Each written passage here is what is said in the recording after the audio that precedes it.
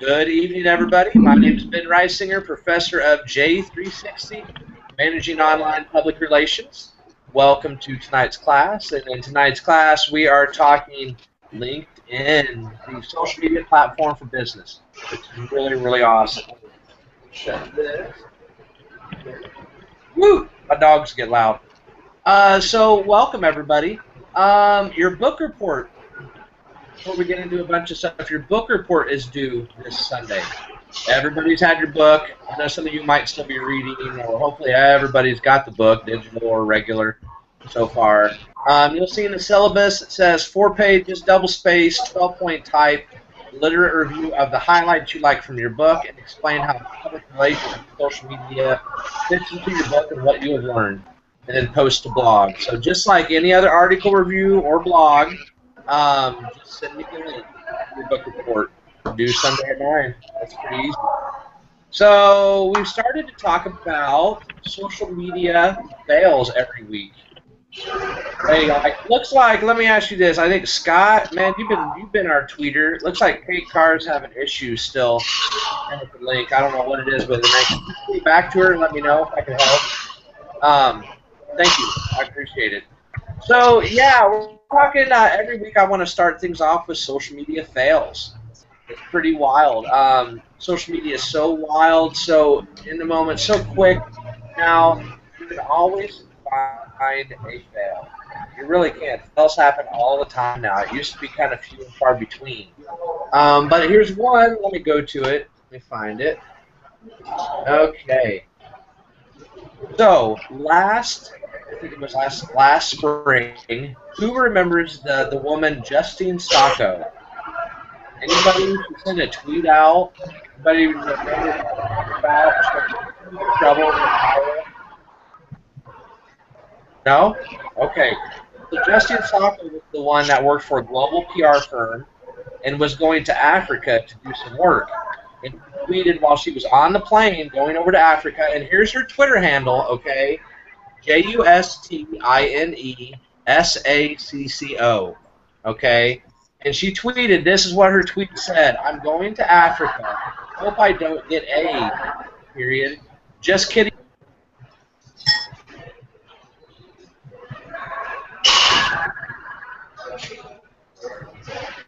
All right. Hey, Christina, guys, don't mute. You can mute yourselves, okay? Did everybody hear that, Christine? Mm-hmm. Yeah? Okay, so you guys remember this now, how it went viral, and the lady got fired as her plane landed. She was fired as she was coming off the plane. The boss had sent her an email and said, don't even bother to worry about doing anything. That was pretty wild. So this woman that did this, Justine Sacco, she just showed up this week in a controversial fantasy sports scandal. Did anybody hear about the fantasy sports scandal or do anything like that? Know about, what's it called here again? DraftKings. Anybody hear about what happened with this? Yeah. Yeah? You want to tell everybody what's up? Whoever, was that you, Scott, that said yeah? Okay, cool, man. You want to tell everybody underwater about that? I'm in the library, so maybe. Okay, cool. Well, I'll tell everybody about that. Okay, cool. So last week, basically, there are two major online fantasy sports websites. Okay, one of them is called DraftKings, and the other one is called FanDuel. Okay, so DraftKings.com and FanDuel DUEL.com. All right. And so basically, one of they kind of rotate. They obviously play the same games and this and that. But an employee for, which one was it? DraftKings. A DraftKings employee all of a sudden was playing on the FanDuel site and won $350,000. Unbelievable. Unbelievable. So basically, he took insider knowledge and stats and used that to his advantage, okay? And how Justine Sacco fits into all this, she is now the PR person for FanDuel, okay? So DraftKings and FanDuel came out and gave a joint statement that said that employee is no longer working with them, and that number two, they no longer let employees play on, respective sites like that. Okay, so it was really kind of messed up. But here again, she was the one representing them, and so instead of getting this out, here again, it brings up in the media, hey, here's this woman that had this crazy wild tweet, and she's doing PR for these guys that just got caught. It's almost like something I tell my Tuesday classes, like insider trading, like stocks. You're not allowed to give stock information, and things like that. And it's kind of similar to that. So that happened. That's our social media fail of the week. Okay, the fail happened a long time ago, but then here she is with a new business, an entire new industry, still in PR. But the fact that she did what she did is still plaguing them and coming up. So it's kind of a booger. What does he say? The employee tweeted the information too. Oh, which is how it blew up. Yes, social fail. Yes, thank you, Scott. People brag, oh, I got a humble brag and things like that. So check that out. I'm looking my stuff up on the New York Post, but it's on CNN, New York Post. The Indy Star had an article about it too, because AP picked it up. So there you go, social media fail of the week. Anybody else have anything like this? Anybody have a friend or a family member or know of some type of big organization that, kind of put their foot in their mouth this week? While I refill my Coke and a smile. Nobody? Come on, guys. Somebody talk. I mean, I think I do it every single day of my life, but... What? You have a social media fail every day? Well, maybe not a fail. It's a success in my terms, but I don't know if it's, like, appropriate. So I'm sure people are like, what are you doing? But... Well, you have to look at it as kind of like your audience. Who you're connected with, what you're doing. Can you give us an example? Not at this time. It's not classroom appropriate. Okay, cool. Well, guys, just pay attention to that. Again, like we've talked about when I was talking about your personal branding stuff, that you leave a digital footprint. This stuff always follows you, so it's kind of crazy. All right, cool. Thanks. That's 5 points extra credit. Woo! Everybody loves extra credit, right? I do love extra credit. Yeah. All right. LinkedIn. Let me take another drink. In my Darth Vader cup. Yeah. All right. LinkedIn was started in 2003. And people in the beginning, and it still really is, kind of the social media platform for business. Started off as really, here's my resume. You post your resume, on there, and then, if you're a job seeker, here you come, check it out. You could find jobs, people could post jobs, employers could post jobs, and it was free. It was awesome. Loved it. About 2006, 2007, LinkedIn really started to take off, all right? And when LinkedIn took off, it not only became something for employment, people looking for jobs, businesses started to have pages on LinkedIn, people started to post blogs on LinkedIn, and LinkedIn really became kind of one in its own around the 2006, 2007 timeframe. And when it did that, it became a contender, okay? So LinkedIn pages, I very, very rarely, I think it's been like 1 out of maybe 100. Like if you're searching somebody or you search something, their LinkedIn page will show up in the top 10, the first page of a Google search. So I can't stress to you how important on a personal level having LinkedIn is, which you all are connected with me now. We're all connected to each other, for personal gain and use, but also for business use. I use LinkedIn for Mary Free Bed Rehabilitation Hospital, which is where I kind of run and help oversee the digital media, and we do a lot of things with LinkedIn. But I'll tell you, LinkedIn is completely diverse. There's so many things that you can do with LinkedIn. A lot of people really have just touched the surface of what you can do, with the platform. So I'm going to bring my platform up over here on my computer. And if you guys want any questions, I'm just going to run through it like real quick. Again, I've told you guys, please make sure you have a complete and fully filled out profile. Okay, you may not think of, oh, did I do this or that, but you may not think of some things, and I'm here to kind of help jog your memory, let you know. Let's check this out. All right. So up at the top, make sure that your name is your name. Don't use nicknames. Make sure that you have either your job, that you're looking for a job, you're looking for an internship, right there in the little blurb underneath your name. Make sure that that's filled out, okay? I'm sorry, I got to check this, man. I'm blowing up. Woo!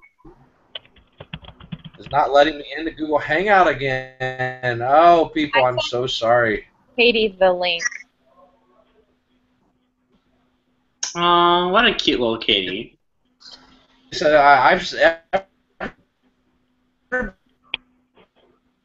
everybody sent the link. Those guys know that I see that there are 3. I don't know who that was. Chris. Okay, cool. Whatever. What'd I do?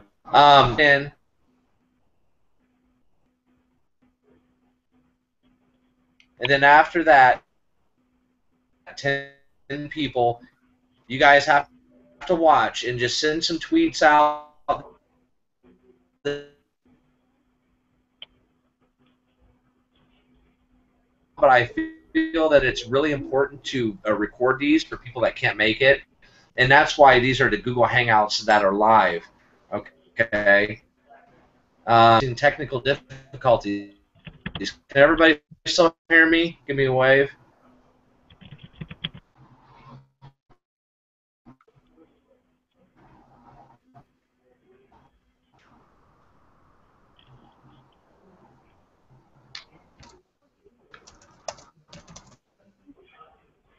Yes, no?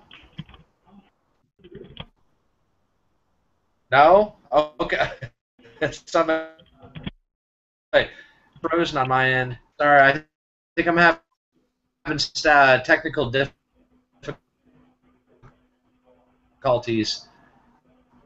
The summary on your LinkedIn page, make sure that you have a few sentences on your summary. That's an optional part of your LinkedIn page, but that's a very important part of your LinkedIn page, okay? Ish. Oh, that's bad. Looks like we're having technical difficulties. Boop, boop, boop, boop. Ah, cutting in and out. Okay, hold on, guys.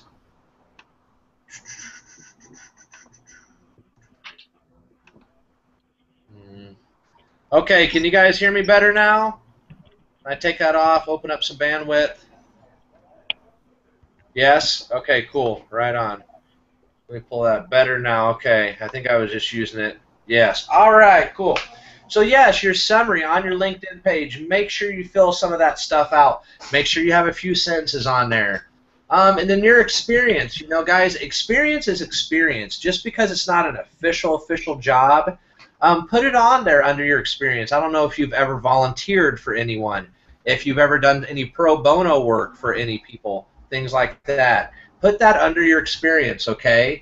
And then the other thing, let me scroll down here, projects.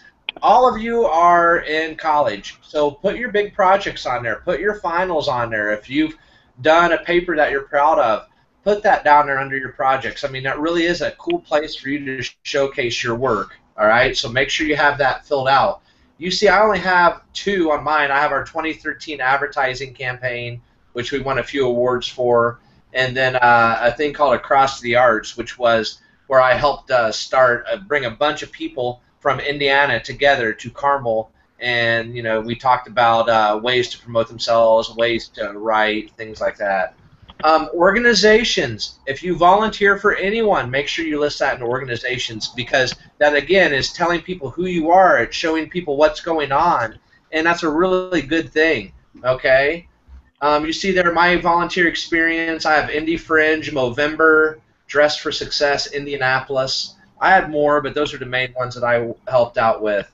Put any honors and awards are on there, and then courses. If you see under my LinkedIn profile, under courses, you see I just put some real general stuff. But again, that's telling people who you are. It's telling them what you know, what you've learned, and it's a good thing. And then I get down to the bottom where it's a love-hate relationship. Some people love the endorsements and some people hate them. But hey, I think they're cool. Let me tell you this, because It's almost like giving you a like, but they give you a like for some type of skill like media relations or public. I'm just reading mine off: media relations, public relations, blogging, social media marketing. Um, I like to do that. Some people just always endorse. I don't like to do blind endorsements. With LinkedIn's always recommending something to you to do that.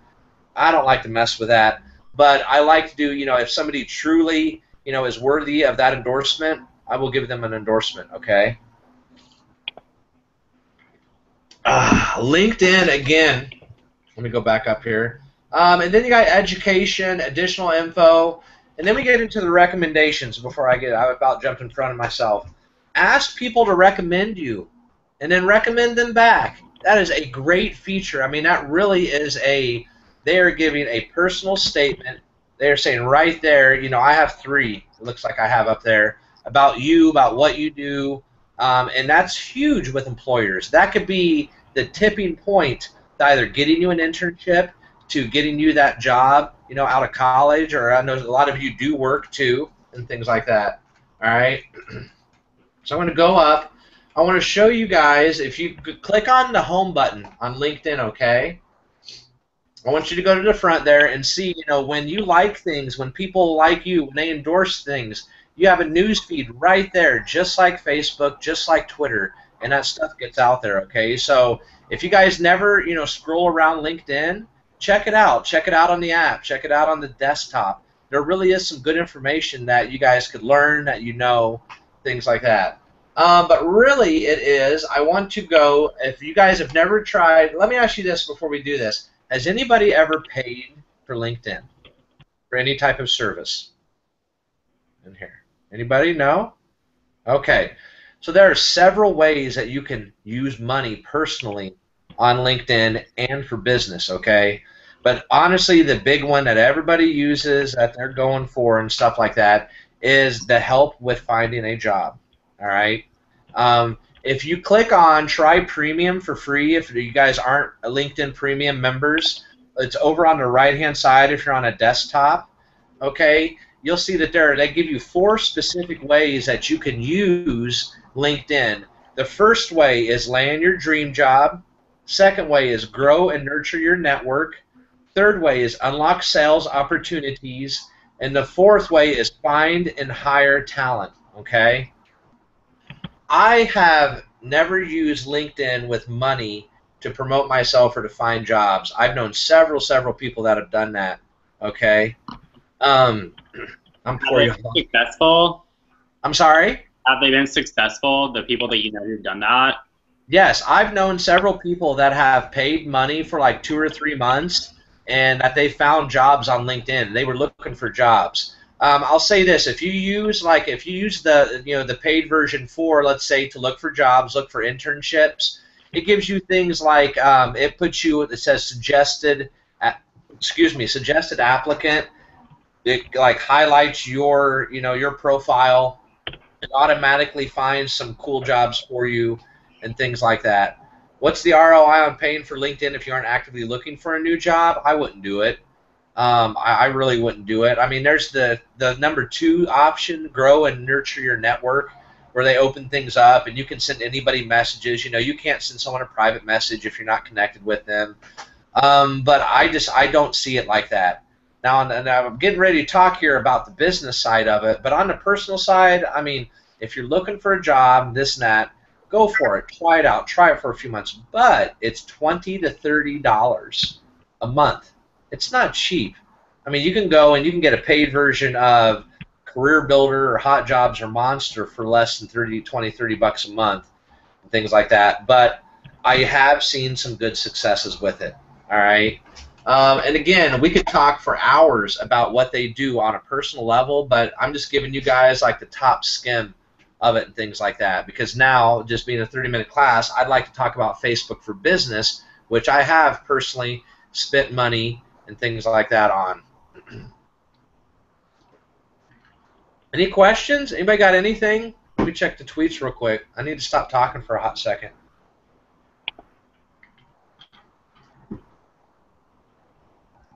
Oh, it says we're lagging. Not cool. I don't think my internet connection is very good tonight. My apologies for those of you that are watching and that I'm lagging. But let's talk not Facebook. Let's talk LinkedIn for Business. Now your business, any business, can have a tangible page, just like a business page on Facebook, things like that, on LinkedIn. And I love them. If you're a business and you hire people, you want to talk with people about your employment practices, things like that, be what, a small, medium, or large business, LinkedIn business pages are totally great, okay? If you guys go to the top of LinkedIn and type in Mary Free Bed, you'll see in the options Mary Free Bed Rehabilitation Hospital will come in, and this is a page that I actively work on, that I actively spend money on, that I'm the one that posts, I'm the one that responds to people, things like that, okay? I've seen, you know, and here's the good and bad thing about LinkedIn Business. It's almost like a love-hate relationship, just like Facebook. LinkedIn Business, I had an account rep call myself and talk to myself at Mary Free Bed, and then at first they quoted a number of $20,000 for 1 year for a LinkedIn business page. And this was a page that I could post jobs on, things like that, really have a lot of flexibility with. Then I told them, no, it's too expensive. They finally took it down to $10,000, but the $10,000 for a LinkedIn page still for a year, just with a smaller, medium-sized company like we had, I could not afford that with my budget at all. Well, not at all, you know. So basically, I use a free LinkedIn page for Mary Free Bed Rehabilitation Hospital. Our engagement is good. We get people that click on our things, that click on our links. And I tell you, it's really the trick to me is being organic and being consistent. And I found that if I do that with LinkedIn, you know, just like any other social media platform, you can have some success. Now, I will say this. I've used money for 2 different ways on LinkedIn Business with Mary Free Bed. The first way is to just promote my page. I wanted to grow my page, just like you can with any other type of social media handle. You can promote your page. The second way I did it was, excuse me, I did an individual post. I did an individual post to a certain demographic of people because it was a campaign that we were running, and I did it for a campaign, then I also did it for a job fair that we had. And we're actually going to have a job fair coming up at my hospital, so I'll probably spend some more money to help push that out as well, and just to reach a better, bigger audience. Now, you might ask, how much money am I spending? I'm spending like $20.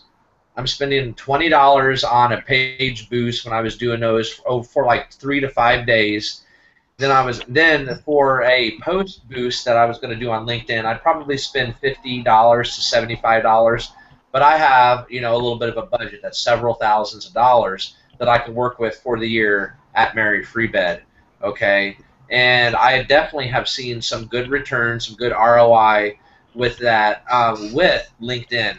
I feel that the paid LinkedIn, okay, if you're going to spend money, I feel like your return is a lot greater on LinkedIn than it is per se on Facebook. It just depends on what type of actual ad that you're doing or post, things like that. Let me take a quick drink. All right, cool. How you guys doing, man? Everybody good? Everybody having fun? LinkedIn. I'm just trying to get everybody going. Sometimes it's hard to teach an online class, you know. We're not there. We can't hang out. If I was with you guys, I'd be throwing you guys like candy and toys and things like that. I love the tchotchkes. I think that's cool stuff. So one thing I can give you guys is extra credit points when people talk and things like that. So LinkedIn for Business. I'm absolutely a fan of LinkedIn for Business. I don't think that it's going anywhere. I'm a fan for LinkedIn for personal, and I'm a fan for using it for business pages. I'll say this. If you're not a business that has a tangible type of product or service, things like that, I don't know if LinkedIn would be great for you. I always tell all small businesses, yes, be on Facebook, get a Facebook page, yes, more than likely have a Twitter account presence because everything and anything is on Twitter and Facebook these days. But I have not, you know, told all of my clients in the past to be on LinkedIn, just certain ones, okay? Just for the functionality of what it is, the type of people that it reaches, and things like that. You want to be a little bit pickier with your LinkedIn audience, all right? So there it is. Just like any other social media platform, you can definitely use some money now on LinkedIn, like you can on Pinterest, like you can on Twitter, like you can on Facebook. That free ride, that free reign of social media is now finally over, and you have to use these tools. You have to use some money to really boost what you're promoting, what your product is. Now I'll tell you, if you're really good at getting the word out and doing it organically, go for it, man. That again is what social media is all about: pushing things out organically, having fun, getting it out there just with hey, share this, share this, share this, and you have all your people going for it. So it's pretty cool. All right. Anybody got anything for you guys that are here in the Hangout, man? Anybody have any anecdotes? Anybody have any questions? Any good stuff? All right, let's see here. Paige, you raised your hand. What's up?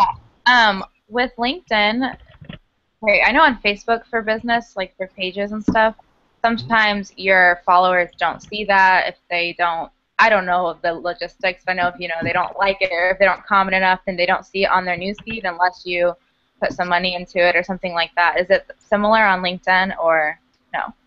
You're saying that you won't reach as large of an audience if you don't put any money behind it on LinkedIn? Yes. Well, yeah, I don't know. I know Facebook recently changed it. I don't know. Where I work, I know we had to start putting a lot more money on our Facebook posts to even be able to reach people who already like our page, not just random people. So I didn't know if LinkedIn. Yes. Yes, the answer to your question is yes. If you do spend some money on LinkedIn, you will reach more people. Now, again, the goal is to always do it organically and things like that, but it's just with any social media network, they've gotten smart enough now and their algorithms know, oh, okay, we got a little bit of money behind this, so we'll open that up a little bit more. It's just the nature of the business now, and that's unfortunate, but that's, again, why we're taking this class and talking about this stuff.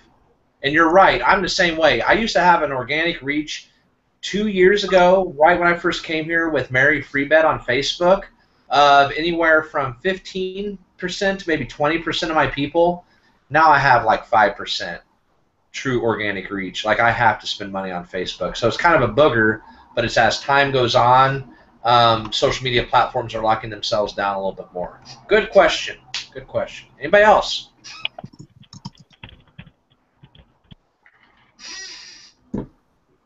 Just found out this was here. Way to go, Chris. Yeah, buddy. We've had that text, that group chat on there the whole time. It's the little things. I know. I know. Okay, everyone. If that's it, I'm going to stop broadcast here. Scott had a question on the chat. Who? Where's that at? Oh, I had one. Scott. Scott. Yeah, buddy. What it is? His question is he's worried about writing too much first, not writing enough with LinkedIn profile-wise. Okay, so you're saying that you have more of a complete profile or just more verbiage? Will that make your profile better? Kind of more organic and stuff? Is that what you're asking?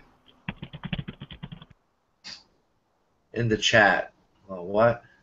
You're asking about what? I thought you were asking about LinkedIn, right? Oh, he is. He was just saying his question was in the chat.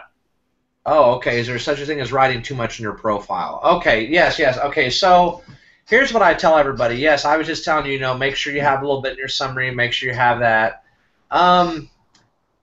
It's just like any resume. You know what I mean?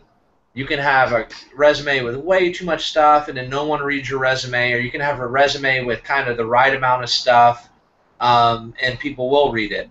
Here's what I like to tell. Here's my resume has a page constraint, so true, and LinkedIn does not. But this is what I want to say. You don't want to have 500 to 1,000 words of just crap, like let's say as a description on a job or something like that, okay? You want to have a good, distinct, description of your job. If that's 100 to 300 words, great.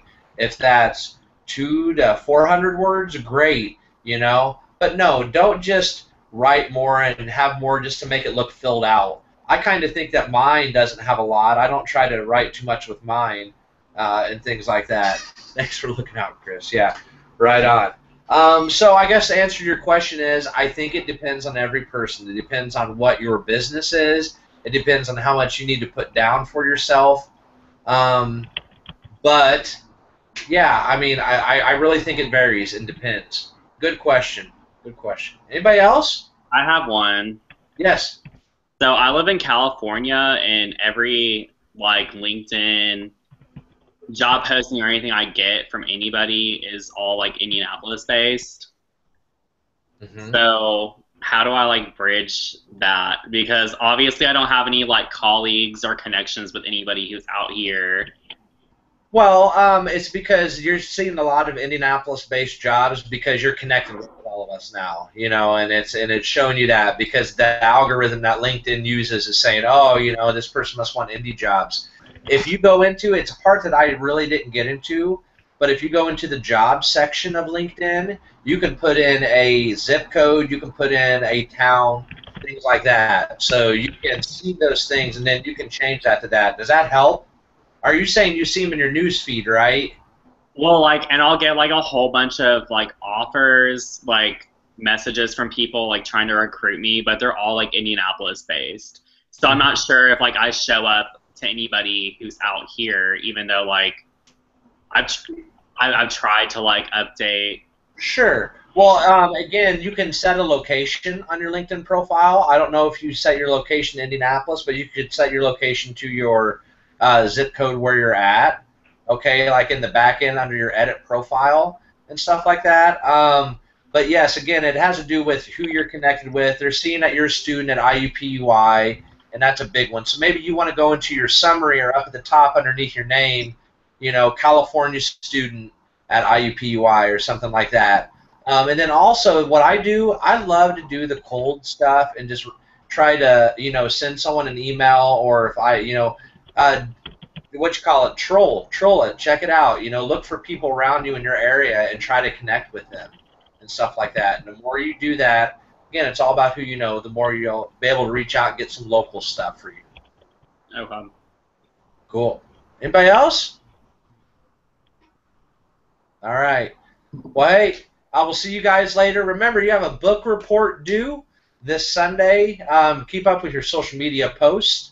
Have fun and keep using the hashtag J360.